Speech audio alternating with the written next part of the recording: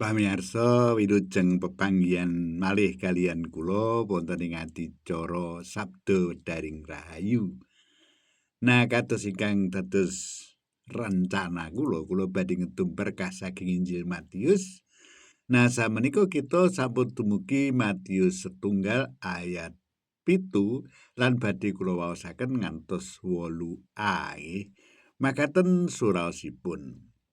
Sang Prabu Soleman peputra Rehabiam, Rehabiam peputra Abia, Abia peputra Asa, Asa peputra Yosafat.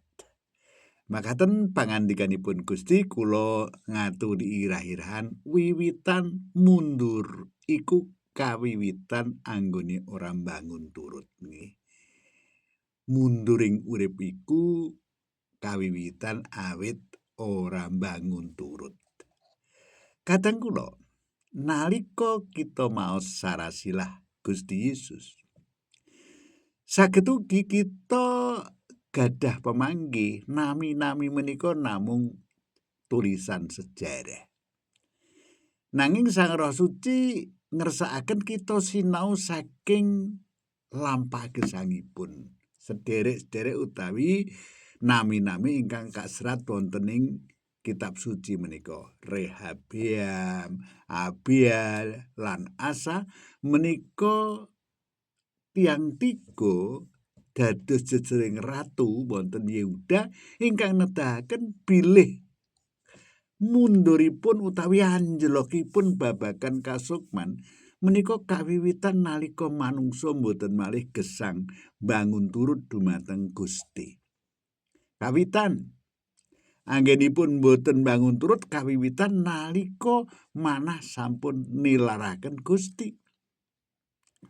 Babagan Rehabiam menika kitab suci nyerat bilih sasampun keratonipun dados bakoh lan teguh lan piyambakipun dados kiyat, piyambakipun nilaraken Toratipun Gusti menika saged kawas kalih babad 12 ayat 1. Ing wekdal rumaos kiyat boten malih gumantung dumateng Gusti, boten malih sumindhe dumateng Gusti lan wonten ing mriki tiyang menika raja menika mundur secara kasukman sampun kawiwitan. Manah ingkang tebih saking Gusti badhe ngasilaken putusan-putusan ingkang lepat. Menika ingkang angka 1 kaping kalih kita kedah setya ngantos pungkasaning gesang. Abia boten gesang sawetahipun kangge Gusti. Asa malah miwiti pemerintahanipun kanthi sae nanging salajengipun kapungkasi kanthi sumindhe dumateng manungsa tinimbang sumindhe dumateng Gusti. Wiwitan ingkang sae boten cekap.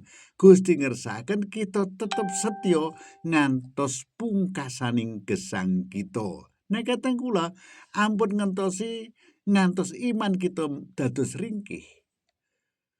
Monggo kita rimat iman kita tansah sesambetan kalian Gusti saben dinten kita ndedonga maos pangandikanipun Gusti lan kita tansah bangun turut dumateng Gusti. Tiyang ingkang tetep caket kalian Gusti badhe nampi kegiatan teguh sentosa wonten ing gesangipun. Monggo kita sinau saking Ratu Tiga menika. Ampun bangsuli gagalipun Ratu Tiga nika. Monggo tetep andhap asor, tetep bangun turut dumateng pangandikanipun Gusti lan ampun nate rumaos kula saged gesang tanpa Gusti. Ampun menika wiwitan karisakan gesang kita. Menawi kita boten bangun turut dumateng Gusti, boten setya dumateng Gusti, menika wiwitan kita badhe anjlok kasukman kita. Nanging menawi kita bangun turut terus kalian Gusti, kita badhe teguh lan anggen kita bangun turut nuntun kita caket kalian Gusti lan kita badhe teguh wonten ing kapiandelan lan Gusti amberkahi gesang kita.